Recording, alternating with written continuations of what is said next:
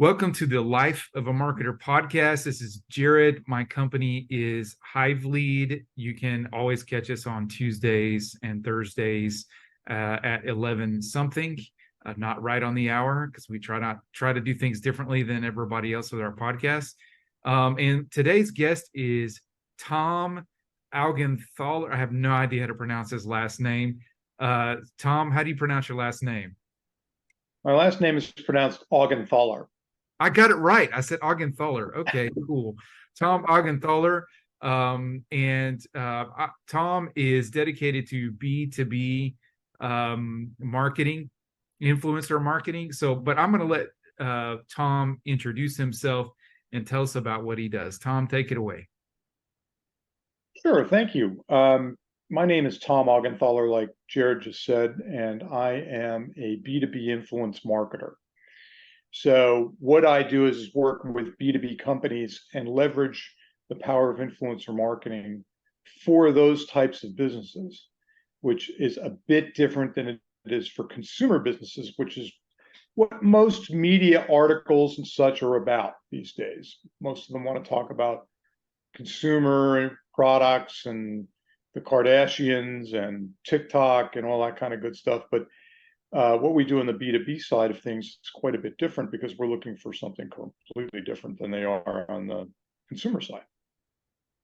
Awesome. We're going to have some questions about that in a little bit. But first, Tom, tell us what's the best thing about being in the marketing industry?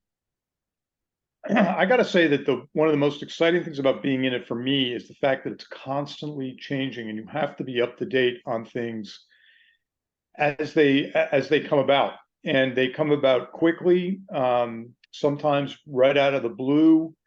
To give you an example, there's a competitor to Twitter that was just announced called Threads. It's owned by Meta, which is owned by, which owns Facebook and Instagram. And already there's a lot of buzz about, Threads and the possibilities with it and all that kind of good stuff. And, will it kill Twitter or not and whatever. But from my perspective as a marketer, it's kind of exciting because it's a new channel. And when's the last time we've seen a big new social media channel announced like this? It's been quite a while. So to me, that's part of the excitement. The other excitement is just working with marketing people. I like the people in the industry generally. I think they're really creative. They have really interesting ideas and views on things, and I love sort of absorbing that, and kind of putting it into practice for my own business. Awesome. Agree with both points. Same here.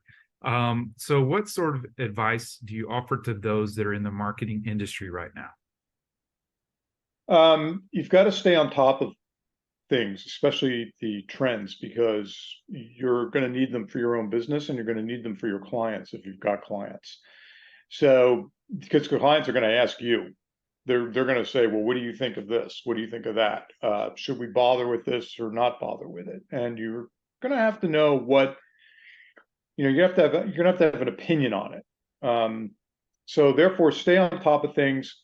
And to do that, you're going to have to monitor some of the social media channels, especially the ones that your business is most that plays in the most, or the ones that your clients play in. So be sure you understand all of that, and you can stay on top of the trends and the discussions there.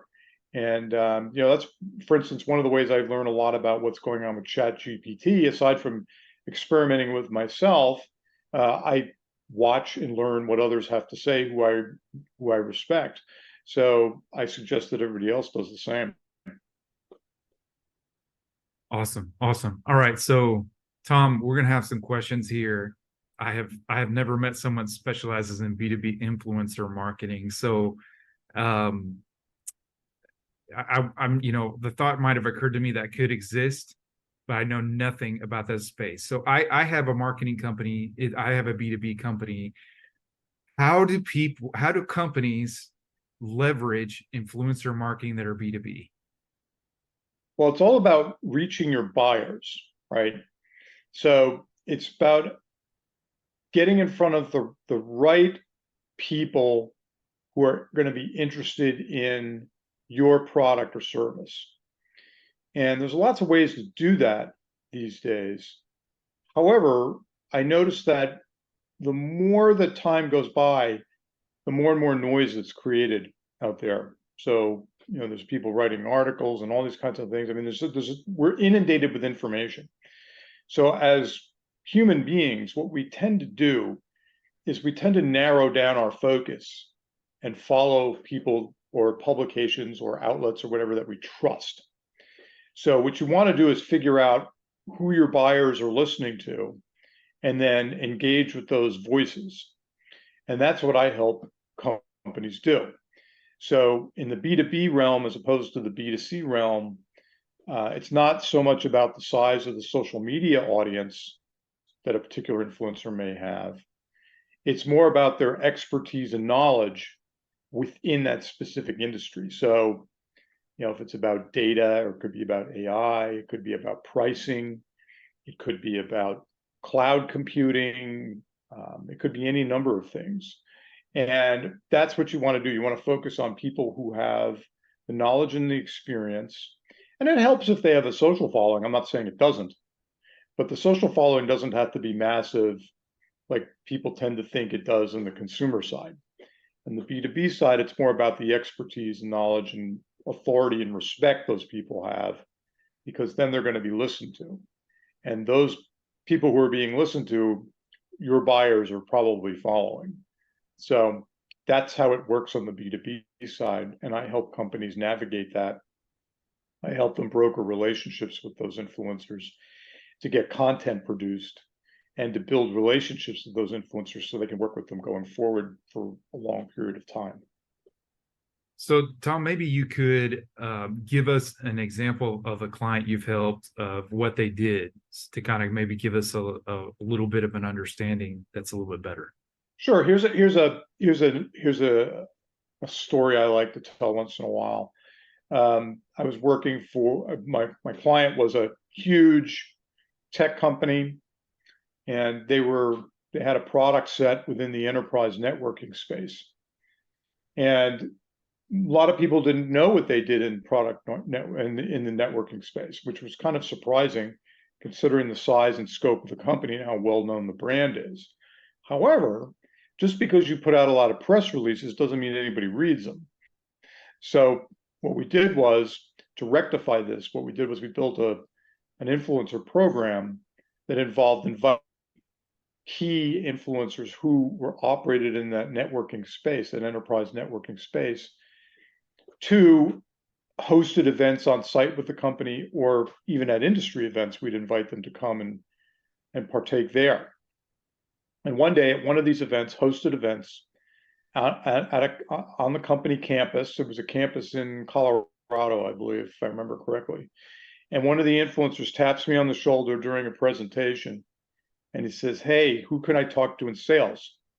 And I said, "Why? What do you got going on?" And he said, "Well, one of my readers was going to buy a Dell product and now is thinking about buying one of the products from this company because of the presentations that I've been talking about here in the last day or so."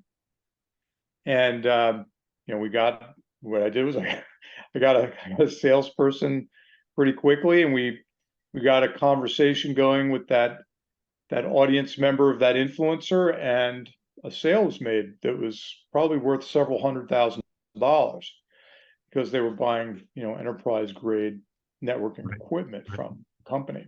So that's an example of how generating that awareness, creating that awareness, leads to demand, and then can lead to sales. All right. So just out of curiosity, I know this might be hard to answer without knowing a lot about my business. I have a digital marketing agency, and we run ads. So we run Google ads. What kind of strategy should I think about using for influencer marketing in order to improve my branding and maybe bring in some clients? What would you suggest? Well, you might run some ads with some influencers, or involving the influencers. So that might be one way to do it. It depends on who you're trying to reach. But that's one thing that we have done in the past before, is leverage some of the content that the influencers have produced and turn it into ads. So that can be done. Whether those are Google ads or Facebook ads or whatever, doesn't really matter too much as long as you're getting those ads in front of the right people. But if you have a third party voice talking about a product or service or something like that, and that third party voice has some authority in that niche, it goes a long way. Awesome. Interesting. All right. Well, that's such an interesting topic. I could definitely go on. I'm probably asking you questions about it. But I didn't even know that there was influencer marketing for most B2B businesses. I think that there are some that you could think about that would be obvious of how you could leverage that. But like, who would have thought that an enterprise type company that sells technology could use influencer marketing? So awesome to hear. Changing gears just a little bit, we keep our podcast pretty short. What other successful people in marketing like yourselves would you like to acknowledge that you think should be on the podcast? Dave Gerhardt is one of them. He's a B2B marketer, and he's got a newsletter, which I find really helpful. I love to follow him. Another one is Caitlin Burgoyne. I follow her on Twitter mainly, but she's got some dynamite advice about how to market to people on social media channels like Twitter. She's got a newsletter called Why We Buy. And it's really pretty fascinating because she goes into different psychological aspects and stuff about the buying process within our minds and what makes us more accepting of a particular message over another. And I find that really, really fascinating because of the psychology behind it all. But she's also just got a great way about her. So those two people I would recommend you get on your podcast if possible. Awesome. Thanks for sharing that. Really appreciate it. And then for one final question, just for fun, tell me about the oldest technology you remember using.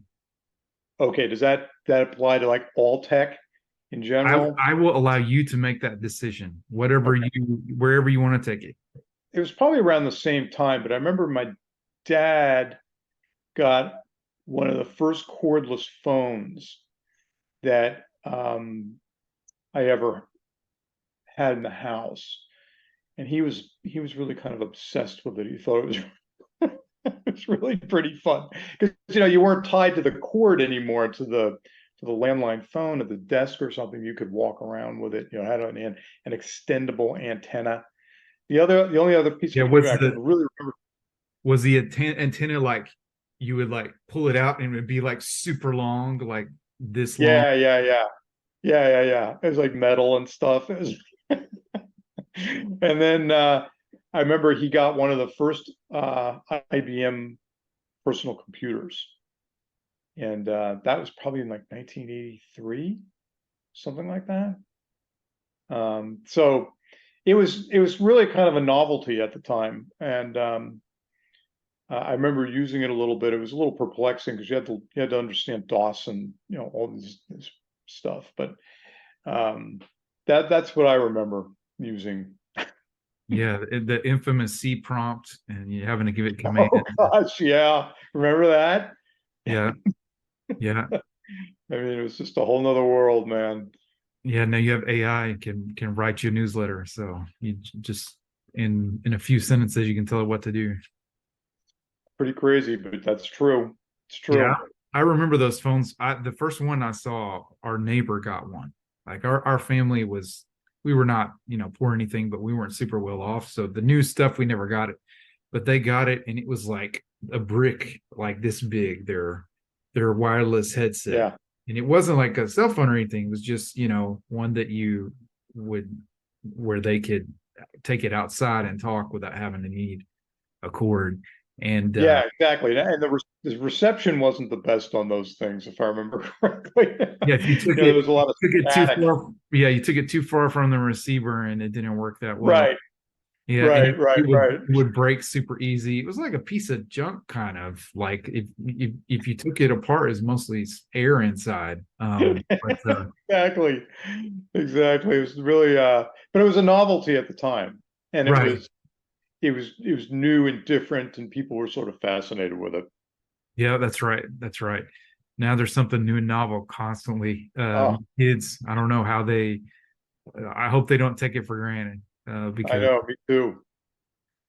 they're teenagers now, and they all the new stuff that comes out constantly. And but anyways, all right, Tom, this has been an excellent podcast. I really had my mind blown just to even be thinking of B2B influencer marketing. So I really appreciate you coming on today. Everybody, once again, you can catch our podcast on Tuesdays and Thursdays at 11, we'll say 11:07 or something along those lines. We will release it on LinkedIn, and we also release it on our YouTube channel and across social media. So we will be streaming it on Facebook and other platforms. So you can catch us there. I encourage you to subscribe to our YouTube channel, which is one of the easiest places to see it once it gets released. And Tom, once again, thanks so much for being on today. Everybody like and subscribe to the podcast. We want to get this podcast out to as many people as possible. Once again, thank you, Tom. Hey, thank you for having me on. I enjoyed it.